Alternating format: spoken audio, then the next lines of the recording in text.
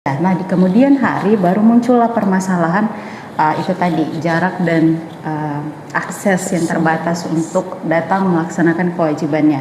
Jadi biasanya kami di Bapas Palopo itu memberikan kebijakan kepada klien itu untuk datang melakukan wajib lapornya 2 bulan sekali, atau kita bisa tetap melakukan komunikasi via online.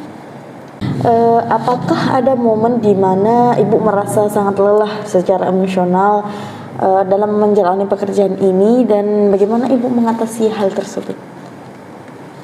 Momen melelahkan pasti pernah dan sering sepertinya, karena kan namanya juga pekerjaan, pasti ada momen-momen dimana kita capek, lelah, burnout gitu kan. Cuman memang kalau dari saya pribadi, kalau lagi capek-capeknya kerja, lagi lelah-lelahnya kerja, itu mungkin saya lebih ke solusi yang saya cari itu adalah dengan memisahkan antara urusan pekerjaan dengan urusan pribadi, atau malah saya lebih memilih untuk istirahat dulu dari pekerjaan untuk lebih kayak menenangkan diri sebelum saya bisa kembali fokus untuk menyelesaikan pekerjaan saya itu, begitu. Apakah pekerjaan ini pernah memengaruhi cara Ibu memandang orang lain dalam kehidupan sehari-hari?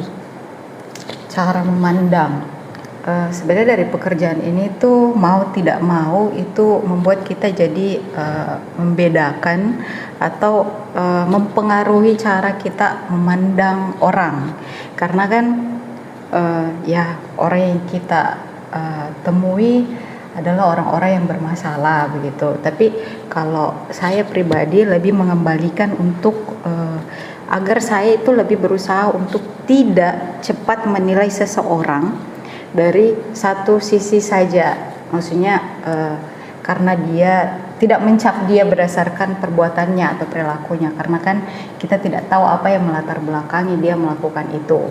Terlepas dari alasan-alasan itu, memang mungkin apa yang dia lakukan salah, tapi yang kita judge, yang kita nilai itu adalah perbuatannya, tapi tidak dengan orangnya, begitu kan? Ya. Kalau boleh tahu, seberapa sering Ibu menjumpai klien yang melakukan tindak pidana yang disebabkan oleh perbedaan kondisi sosial?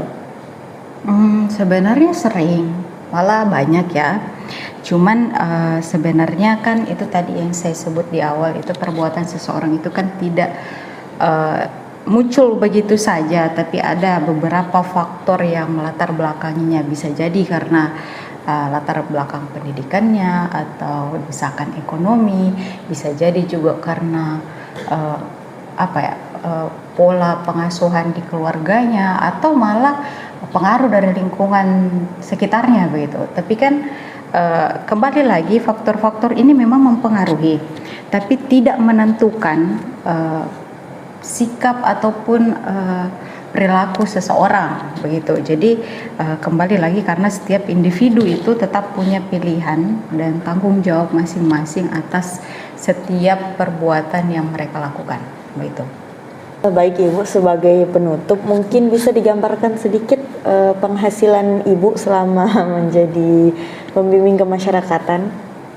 Soal penghasilan sebenarnya sama seperti ASN di golongan yang sama sebenarnya.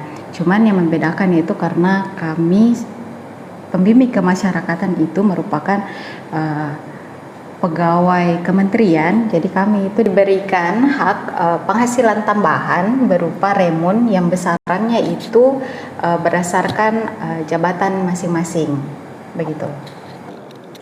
Demikianlah tadi rangkaian wawancara yang saya lakukan, semoga bisa memberi manfaat kepada kita semua. Wassalamualaikum warahmatullahi wabarakatuh.